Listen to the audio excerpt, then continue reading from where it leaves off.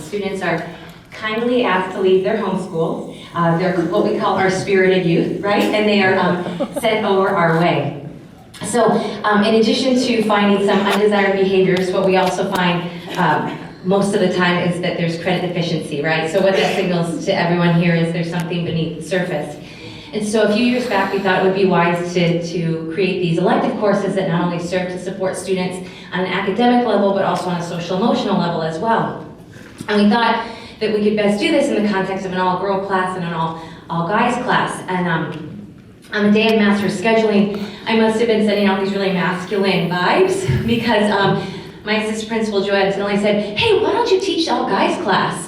And I'm like, all right. I mean, it's like one thing to have a classroom majority full of boys, but it's a whole other thing to be charged with being like the man class teacher. But at this point in my career, like I knew enough that we come together over shared experiences. So shared experiences we were going to create. And so we, over the course of the next couple months, we did all manner of team builders. We cooked together because people like to eat, right? That's a binding thing. And with the blessing of a brave principal, we went on a high ropes course because people are bonded when their life is threatened. And so we did that. And then so slowly, we started to build some trust between the boys because remember, they're coming from all different schools in our districts. And so I decided to ask them to do an activity that I called In My House. And I had never done this activity before, but I just handed them a piece of paper and it had an outline of a house on the front and the back. And I said, when you're the master of your own homes, what do you want that to look like, feel like, sound like? And then on the back, I want you to write, when you're the master of your own homes, what you don't want it to look like, sound like, feel like. And I didn't know how this was gonna go. I wasn't sure how willing they would be to share. But really before I could even finish the instructions, tall, skinny Adrian, who usually is like quick with a joke, very seriously chimed in. And he said, I want there to be food. I want there to be food in the cupboard. I want there to be food in the fridge because that wasn't what it was like when I was growing up. And the seriousness of this statement was just kind of punctuated by this kind of choral head nodding of the other boys in my class as they kind of solemnly looked down and they wrote it on their house too. And then when we flipped it over and I asked, what did you not want to see in your home? Lucas, who had confided in me recently that he had been homeless with his mom for the past month, said, I don't want to see drugs on the table. And then Gus followed that up with, I don't want my kids to see their dad beating up their mom. And I watched and I listened as these boys courageously shared the most deepest and vulnerable pieces of themselves.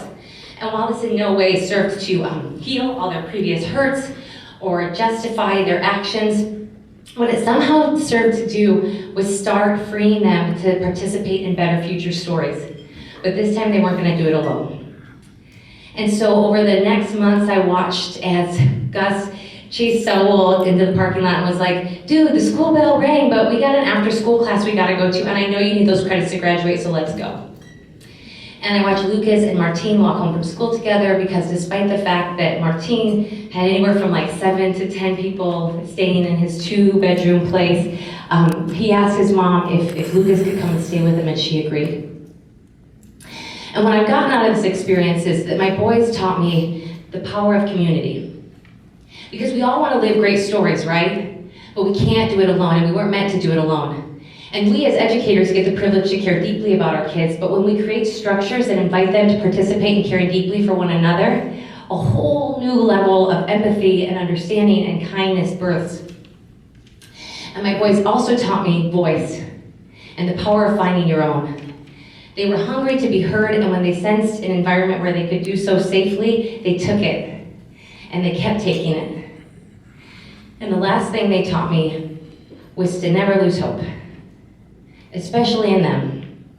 Because at the end of the year, I got to watch them as many of them crossed the stage, and they accepted their diploma, and became the first in their families to graduate from high school, many of them authoring chapters in their story that they never thought would exist.